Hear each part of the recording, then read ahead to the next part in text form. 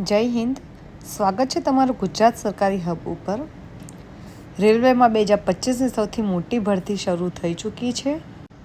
ભારતીય રેલવેમાં લાખો યુવાનો માટે ખુશખબર આવી ગઈ છે.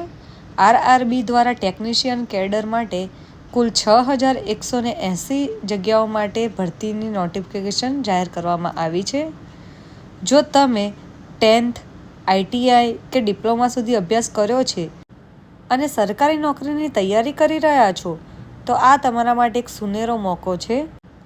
આ ભરતીમાં પોસ્ટનું નામ, કુલ જગ્યાઓ, લાયકાત, પગાર, ફોર્મ ભરવાની પ્રક્રિયા, મહત્વપૂર્ણ તારીખો અને પરીક્ષાની પદ્ધતિ અને દરેક માહિતી તમને આગળ વિડીયોમાં મળી રહેશે.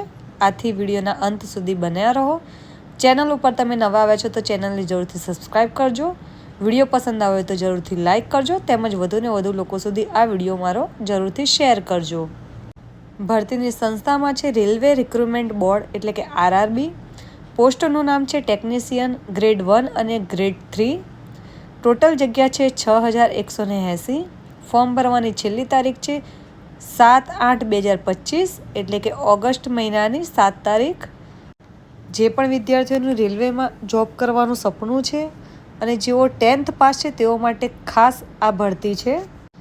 એપ્લિકેશન મોડ ઓનલાઈન રહેશે. ઓનલાઈન અરજી કરવાની રહેશે. આરઆરબીની સત્તાવાર વેબસાઇટ rrbcdg.government.in ઉપર તમે અપ્લાય કરી શકો છો.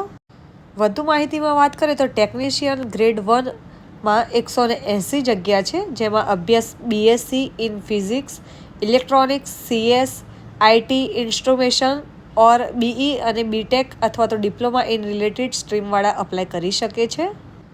ટેકનિશિયન ગ્રેડ 3માં ટોટલ 6000 જગ્યાઓ ખાલી છે, જેમાં અભ્યાસમાં 10th pass plus ITI certificate જરૂરી છે. પગાર ધોરણની વાત કરીએ તો ટેકનિશિયન ગ્રેડ 1માં લેવલ 5 મુજબ 29200 રહેશે. ટેકનિશિયન ગ્રેડ 3માં લેવલ 2 મુજબ 19900 રહેશે. એજ લિમિટની વાત કરીએ તો 1/7/2025 મુજબ ટેકનિશિયન 1માં 18થી 33 વર્ષ અને ટેકનિશિયન ગ્રેડ 3માં 18થી 36 વર્ષ રહેશે. માફ કરજો, થોડુંક લખાણમાં સ્ક્રીન ઉપર ફેરફાર થઈ ગયો છે. હવે વાત કરીએ કે અરજી કેવી રીતે કરવી. તો સૌપ્રથમ આપણે આરઆરબી ભરતીની અધિકૃત વેબસાઇટ ઉપર જવાનું રહેશે, જ્યાં 2/2015ની સૂચના ધ્યાનપૂર્વક વાંચવાની રહેશે. ત્યારબાદ રજિસ્ટ્રેશન કરવાનું રહેશે. ઓનલાઈન અરજી ફોર્મ ભરવાનું રહેશે. સ્કેન કરેલ દસ્તાવેજોમાં ફોટો, સહી, ઓળખપત્ર વગેરે અપલોડ કરવાના રહેશે. તમારી કેટેગરી મુજબ અરજી ફી ભરવાની રહેશે. ભરેલી તમામ વિગતો ફરી ચકાસી લેવાની રહેશે અને ફોર્મ સબમિટ કરવાનું રહેશે. અંતિમ સબમિટ થયેલ અરજીને પ્રિન્ટઆઉટ કાઢીને ભવિષ્યમાં સાચવી રાખવાની રહેશે. અગાઉ જો તમે રેલવેમાં કોઈ પણ ફોર્મ ભર્યું છે તો તમારે રજિસ્ટ્રેશન કરવાનું રહેશે નહીં. ફક્ત ને ફક્ત લોગિન કરીને અપ્લાય કરવાનું જ રહેશે. પરીક્ષાની તૈયારી કરેલા વિદ્યાર્થીઓ મેથ્સ અને રિઝનિંગ માટે રોજ અભ્યાસ કરો.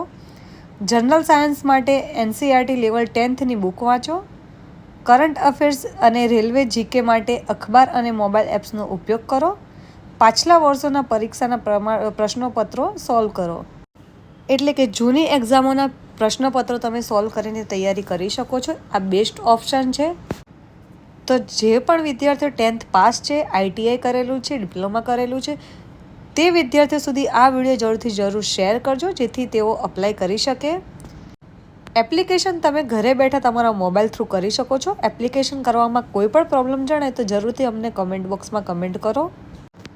આવી જ અન્ય ગવર્મેન્ટની યોજનાઓ તેમજ ભરતીની માહિતી માટે સબસ્ક્રાઈબ કરો અમારી ગુજરાત સરકારી હબ ચેનલને. માહિતી પસંદ આવે તો વિડીયોને જરૂરથી એક લાઇક કરજો. ચેનલ ઉપર નવા આવ્યા છો તો ચેનલ જરૂરથી સબસ્ક્રાઈબ કરજો તેમજ જરૂરી વિદ્યાર્થીઓ સુધી આ વિડીયો જરૂરથી શેર કરજો.